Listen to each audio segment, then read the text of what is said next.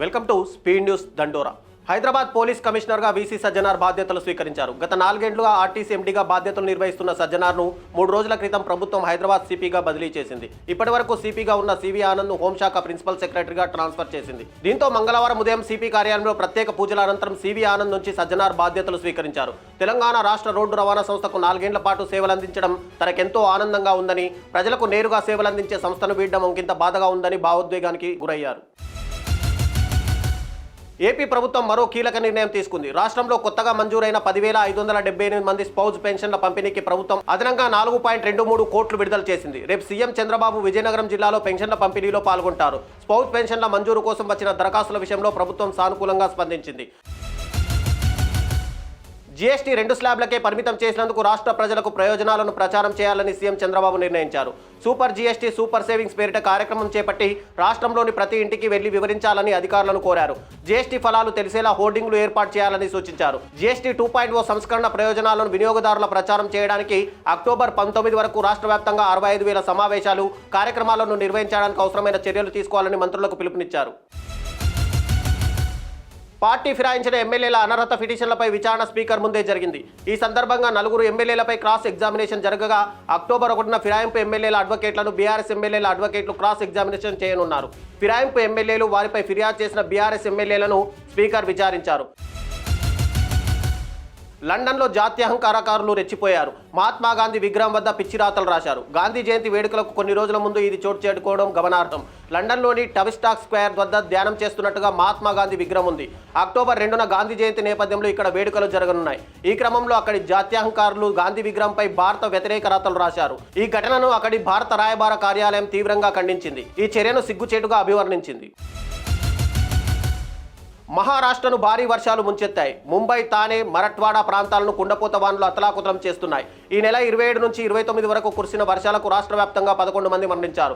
సుమారు 41,000 మందికి పైగా ప్రజలను సురక్షిత ప్రాంతాలకు తరలించారు. సెప్టెంబర్ 29న నాందేడ్తో పాటు పలు ప్రాంతాల్లో 3 వరదల్లో కొట్టుకుపోయారు. ఈ నెల 28న నాసిక్, యావత్మాల్, జల్నాల ఇండ్లు కూలడంతో పాటు భారీ వరదలకు 5 మృతి చెందారు. సెప్టెంబర్ 27న నాందేడ్, వార్దాలో మరో 3 చనిపోయారు. గత శనివారం ముంబైలో కురిసిన వర్షాలకు జనజీవనం స్తంభించిపోయింది. హైదరాబాద్ సరూర్ నగర్ మైదానంలో నిర్వహించిన బతుకమ్మ కార్యక్రమం 2 గిన్నిస్ వరల్డ్ రికార్డులను సాధించింది. అతిపెద్ద జానపద నృత్యంగా అతిపెద్ద బతుకమ్మగా రికార్డు సృష్టించింది. గిన్నిస్ రికార్డు సాధనే లక్ష్యంగా తెలంగాణ ప్రభుత్వ ఆధ్వర్యంలో సరూర్ నగర్ స్టేడియంలో బతుకమ్మ కార్యక్రమం నిర్వహించారు. 63 అడుగుల ఎత్తైన భారీ బతుకమ్మ ఏర్పాటు చేశారు. ఒకేసారి 10,000 మంది మహిళలతో బతుకమ్మ వేడుకలు నిర్వహించారు. ఈ కార్యక్రమానికి మంత్రులు సీతక్క, జూపల్లి కృష్ణారావు, హైదరాబాద్ మేయర్ గద్వాల విజయలక్ష్మి తదితరులు హాజరయ్యారు. YCP MP Mithun Reddy jail నుంచి విడుదలయ్యారు. ఏపీ లిక్కర్ స్కామ్ కేసులో ఆయనకు ఏసీబీ కోర్టు షరతులతో కూడిన బెయిల్ మంజూరు చేసింది. వారంలో 2 రోజులు సిట్ విచారణకు హాజరు కావాలని, అలాగే 2 షూరిటీలు 2 లక్షల పూచీకత్తు సమర్పించాలని ఆదేశించింది. కోర్టు బెయిల్ మంజూరు చేయడంతో రాజమండ్రి సెంట్రల్ జైలు నుంచి మిథున్ రెడ్డి విడుదలయ్యారు. జైలు నుంచి విడుదలైన మిథున్ రెడ్డికి వైసీపీ నేతలు, శ్రేణులు స్వాగతం పలికారు. ఏపీ లిక్కర్ కేసుతో సంబంధం ఉందన్న ఆరోపణలతో గత జూలై 20వ తేదీన మిథున్ రెడ్డిని పోలీసులు అరెస్ట్ చేశారు. కాగా అప్పటి నుంచి 71 రోజులుగా మిథున్ రెడ్డి జైల్లోనే ఉన్నారు. ఆల్మట్టి ప్రాజెక్టుపై కేటీఆర్ చేసిన కామెంట్స్కు మంత్రి ఉత్తమ్ కుమార్ రెడ్డి కౌంటర్ ఇచ్చారు. కేటీఆర్ ప్రాజెక్టులపై పిచ్చి కూతలు కూస్తున్నారని మంత్రి ధ్వజమెత్తారు. రాజకీయ లబ్ధి కోసం అసత్య ప్రచారాలు చేయడం సరికాదన్నారు. ఆల్మట్టి ప్రాజెక్టు ఎత్తును పెంచవద్దని సుప్రీంకోర్టులో స్టే ఉందని గుర్తు చేశారు. కృష్ణా గోదావరి నీటి వాటాలో కాంగ్రెస్ హయాంలోనే తెలంగాణకు న్యాయం జరిగిందన్నారు. 10 ఏళ్ల బీఆర్ఎస్ పాలనలో నదీ జలాల్లో తెలంగాణకు అన్యాయమే జరిగిందని మంత్రి ఉత్తమ్ కుమార్ రెడ్డి అన్నారు.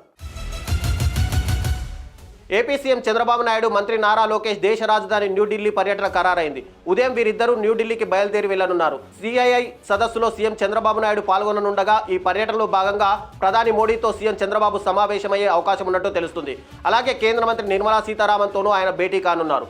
అక్టోబర్ 16వ తేదీన కర్నూలులో జీఎస్టీ 2.0 కార్యక్రమాన్ని ఏపీ ప్రభుత్వం నిర్వహిస్తుండగా ఈ కార్యక్రమానికి ప్రధాని మోడీని సీఎం చంద్రబాబు అధికారికంగా ఆహ్వానించనున్నారు. మరోవైపు నారా లోకేష్ సైతం పలువురు కేంద్ర మంత్రులతో సమావేశమవుతారని తెలుస్తోంది. ఇవి ఇప్పటివరకు ఉన్న స్పీడ్ న్యూస్ దండోరా విశేషాలు. మరిన్ని వార్తల కోసం చూస్తూనే ఉండండి అభినవ్ భారత్.